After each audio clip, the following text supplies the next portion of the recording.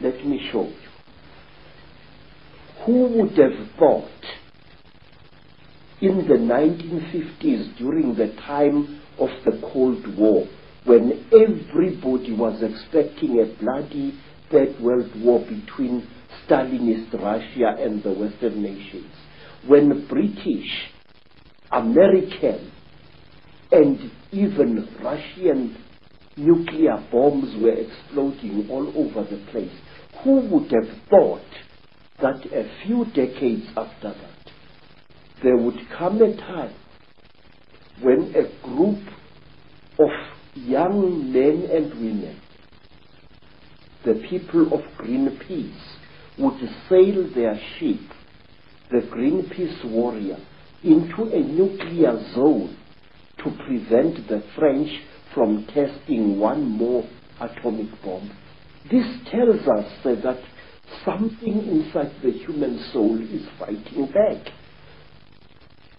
40 years ago, it was once a very glamorous thing to kill animals. Today, a big game hunter like my Italian friend would never dare show himself in some hotels. He would be spat at and he would be beaten up by people, because the hero of yesterday, the Bwana Banduki, the gun Bwana of 40 years ago, is today a murderer. Now, things are coming to a crunch.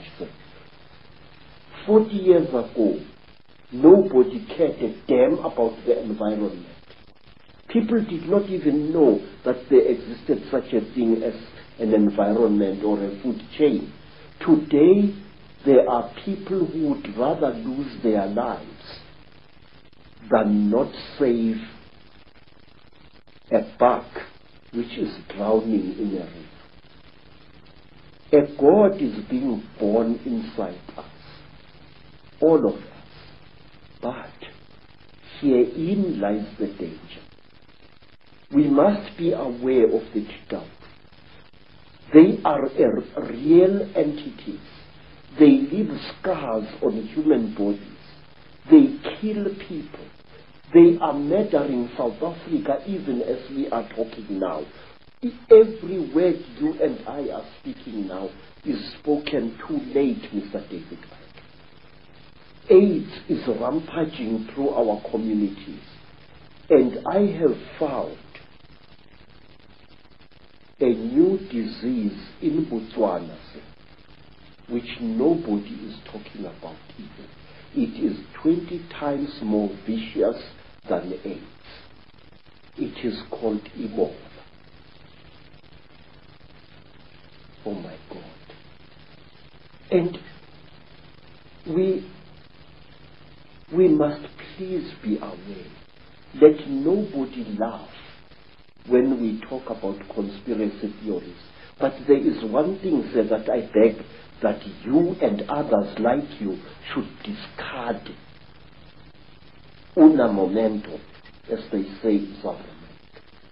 Stop calling the conspiracy a theory, sir. Theories do not kill people, Mr. David.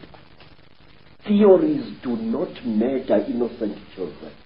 Theories do not put multiple murderers of Kabila's stripe into power in countries. Absolutely. Theories are just ideas floating in the air. The conspiracy is real. It is there and it kills. The staggeringly intelligent, the staggeringly wise, and the staggeringly knowledgeable Credo Mutwa. And his knowledge the world needs to know. Not only is Credo a man who has gathered this enormous knowledge together, he's a man with the courage and the foresight and the wisdom to know that the world needs to hear this, even though most of the world, particularly those who run the world, don't want anyone to hear this.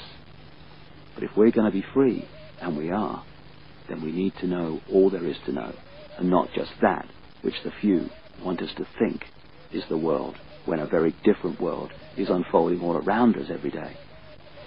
In the next video, we're going to be taking the story on with Credo and showing how these reptilian bloodlines and this Chitahuli, this reptilian group, expanded their power across the world, took over Africa and other great continents, and today are the ruling elite that controls planet Earth.